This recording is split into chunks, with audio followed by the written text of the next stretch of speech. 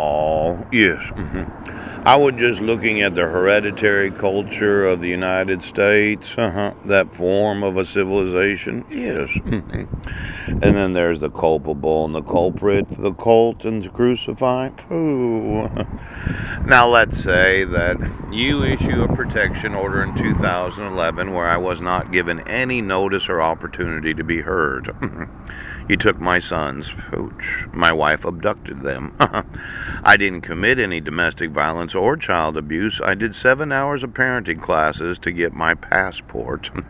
And when I got here, you'd already issued the protection order. Now, you didn't give me any due process. There wasn't any equal protections of the law. And then 3 days after she filed for dissolution of marriage, you arrested me for the allegation of violating it when I had contacted Healthy Families of Kylam County to find out if they had gotten oh, the certificate that I had completed diversion. Yes. Now, while on probation for that year so that I could get my record expunged, I was found not guilty. But you reissued it by minute order.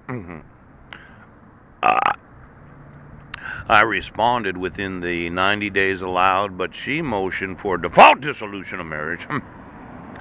Using the wrong name, Mrs. Hodges. Yes. Now, you made it look like it was order for default instead of saying not order for default or whatever the fuck it is that you say. Yes. Now, that would be the fraudulent use of the public court record and the docket record that law enforcement uses to be able to find out exactly what happened because you have your side of what's seen and then I have mine. Ooh.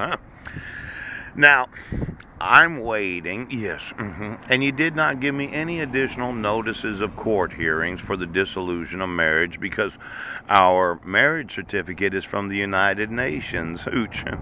And then it was mail returned unclaimed on February 2013 because you decided you were going to completely fuck me over. Yes. Well, you issued a permanent order for child support, yes, without any due process.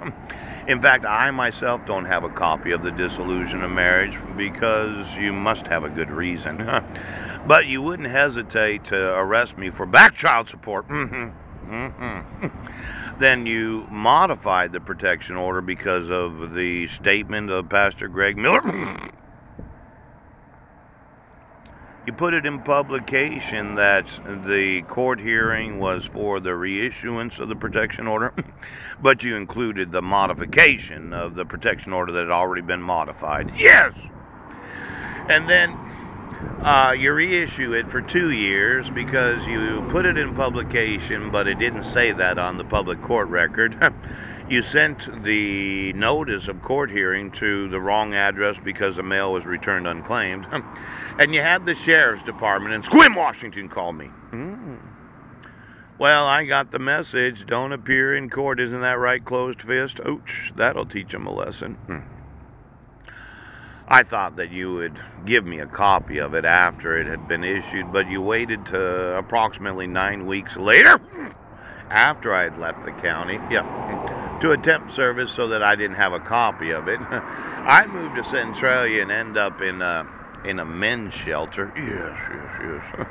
Trying to earn a living so that I could, oh my gosh, pay for an attorney so as to have my rights enforced. But somebody thought they'd make a show, didn't you? Well, I return about a year later, August 20th of 2014, thinking that it would have only been issued for 1 year.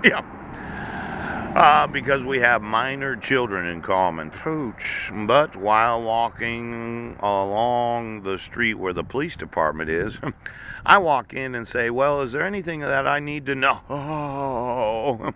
And at that time, Assistant Chief of Police Brian Smith gives me a copy of it, but didn't keep a copy for himself, so it doesn't say that I was served with the actual 2-year protection order.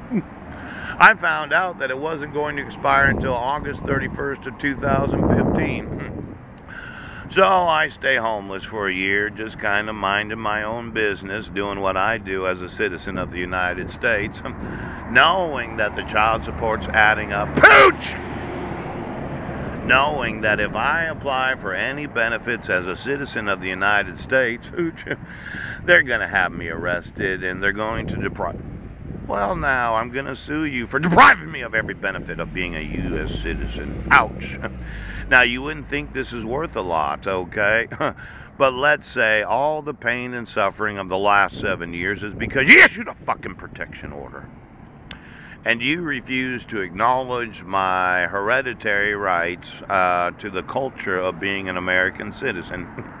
Now, when I grew up, my parents had me at 17 years old. Yes, yes, yes. My father worked on the railroad. And it was a culture where in the 70s you could pretty much do whatever you want as long as you didn't confront any individual. And if you did get arrested, you could tell a cop to fuck themselves while experiencing the arrest. Yes, you can't go around doing something abusive to police. Yes.